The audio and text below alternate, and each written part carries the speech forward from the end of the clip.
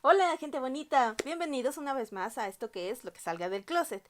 El anterior video se trató sobre qué es el autismo y hoy vamos a hablar sobre las terminologías del autismo. Si no han visto el video, los invitamos a que pasen a verlo. Y bueno, presentaciones. Yo soy Robin. Yo soy Alex. Yo soy bióloga. Yo soy psicólogo. Y pues vamos a comenzar. Bueno, cuando nos diagnostican con autismo o cuando a alguien cercano lo diagnostican, lo primero que tendemos a hacer es a buscar información. Dentro de toda esa información encontramos palabras que nos resultan extrañas o ajenas. Entonces vamos a tratar de explicar como lo más claramente posible estas palabras y a ejemplificarlas un poco. Entonces, la primera de ellas y la más común es sobrecarga sensorial y esta hace referencia a una de las características principales del autismo. Les comentábamos en el video anterior cómo las personas autistas solemos ser sensibles o hipersensibles a los estímulos sensoriales, a los sonidos, sabores, o aromas, al tacto. Entonces, cuando esos estímulos son demasiados, llega un punto en el que no podemos procesarlos, es demasiada información para el cerebro, entonces suceden dos cosas, bueno, una de dos cosas.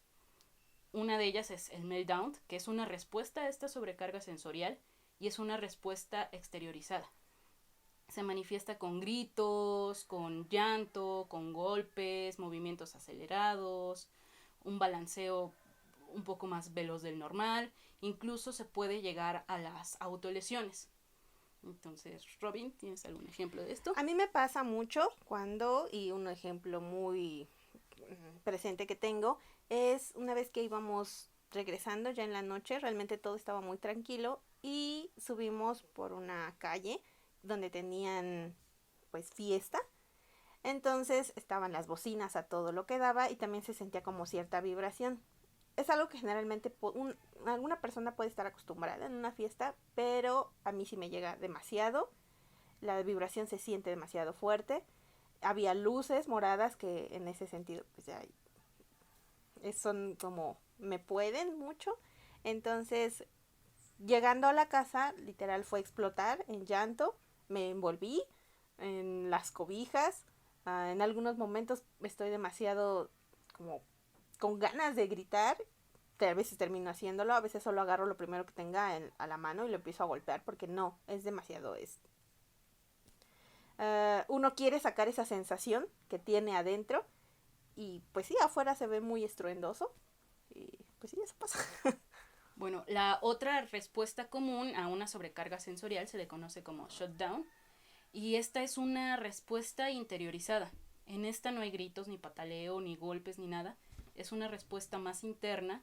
Entonces en esta lo que se tiende es a, por decirlo de algún modo, encerrarse en uno mismo, que es lo que a mí me pasa. Cuando estoy demasiado sobrecargado, en lugar de externarlo, me cierro. Y es como si literalmente me desconectara y estuviera en otro plano, porque lo que busco es pasión sensorial. Entonces busco oscuridad, no escuchar nada, hasta cierto punto soledad. Y también es incómodo porque al final, como sea en un meltdown, puedes expresarlo, puedes hacer algo. En el shutdown no. Es encerrarte contigo mismo hasta que la presión y la sobrecarga se regularice. Justo por esto es todo esto de buscar confort, silencio y todo, porque buscas erradicar todo el estímulo para que el sistema entre como en un estado mucho más tranquilo. Y bueno, ¿cómo podemos prevenir este tipo de respuestas o hacerlas un poco menos intensas? Esto es con el steaming. El steaming es una forma de autoestimulación y autorregulación para retroalimentar el sistema. Entonces se manifiesta con, ahí sí viene el balanceo corporal o el aleteo de las manos, el aleteo de los pies, puede ser chasquear la lengua, jugar con algún objeto, tocar algo que sea suave o agradable al tacto. Entonces son movimientos constantes y muchas veces no son conscientes. Por ejemplo, yo la mayoría de las veces no soy consciente. Nada más de repente me doy cuenta de que llevo 5 minutos balanceándome y es porque hay una luz parpadeando frente a mí. No sé si Robin, ¿tienes también algún ejemplo de movimientos de steaming? Las manos. Llega un punto en el que ni siquiera me doy cuenta, pero realmente estoy jugueteando por ahí con algo. A veces simplemente son movimientos al azar. O el típico, tener tu pelotita ahí de estrés, que en realidad para mí no es estrés, simplemente es para mantener regulando algo que estar ahí haciendo mientras estoy percibiendo sonidos y mil y un cosas afuera que no puedo hacer.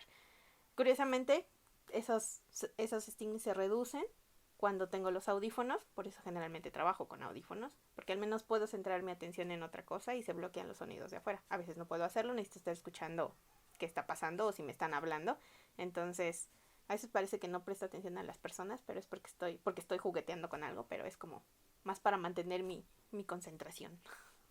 Ahora, dentro de la parte del steaming, creo que es bastante importante mencionar, sobre todo al entorno de las personas autistas, que hay que respetar ese tipo de movimientos, porque se observa mucho que la gente cree que es como, incluso para molestarles, de ya deja de mover los pies, o ya estate quieto.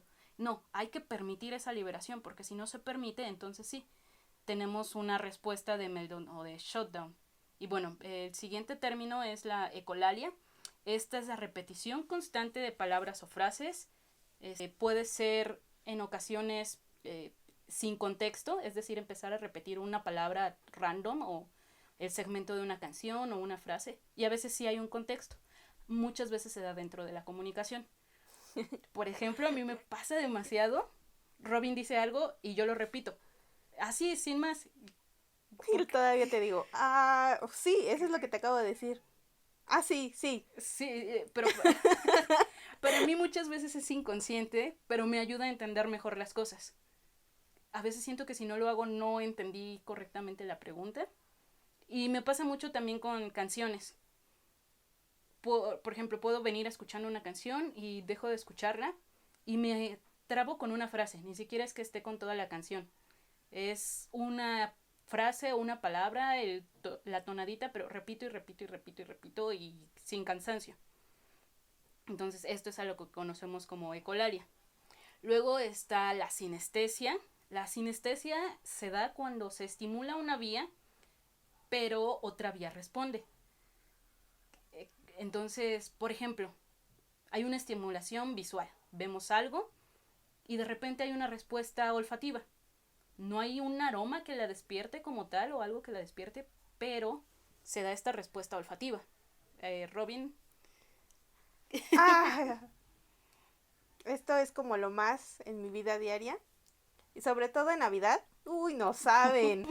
En Navidad, con tantos colores de árboles en las casas y todo, ya llega un punto en el que me encuentro caminando en la calle, viendo las luces y haciendo esto. Porque me sabe. Parece que cada color tuviera algún sabor o la combinación de colores tuviera un sabor.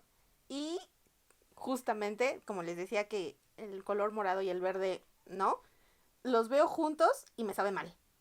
Entonces, eso es muy curioso en Navidad. Bueno, el siguiente término es el de enmascaramiento.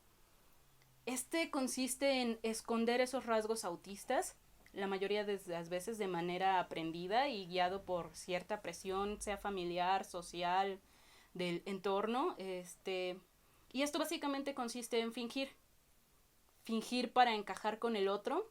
Este es más común en mujeres, porque al final las mujeres tienen más esta presión de que deben ser sociables, de que deben encajar con el resto, que no deben sobresalir.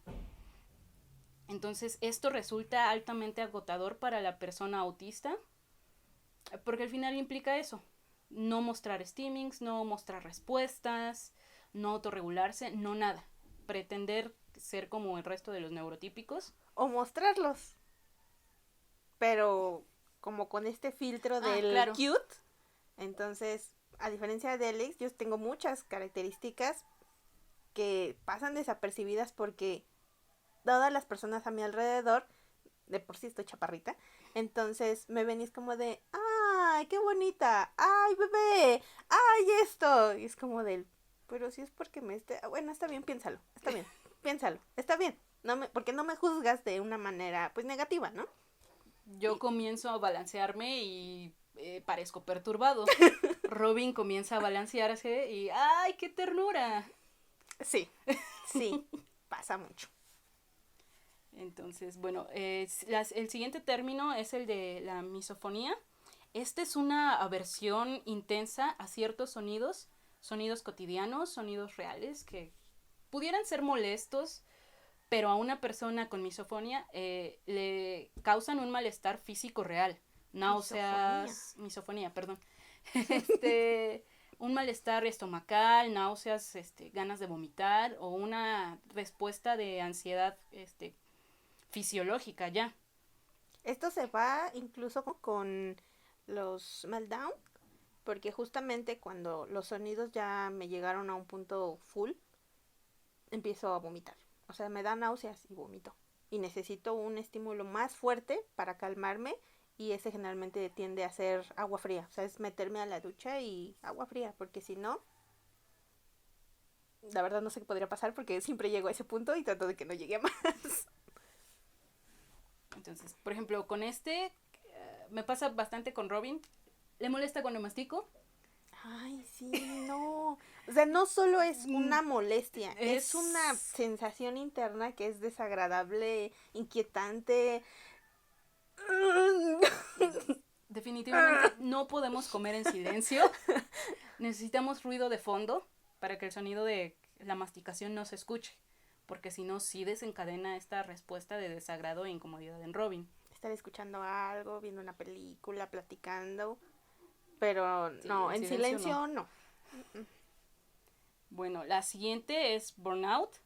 Este es el resultado de un desgaste constante y a largo plazo. Se da cuando hay periodos de enmascaramiento demasiado prolongados, o se pasa mucho tiempo sin poder autorregularse, o la sobrecarga ya es constante y no ha habido una respuesta ya sea de meltdown o de shutdown. Y aquí estamos hablando también de una respuesta a largo plazo.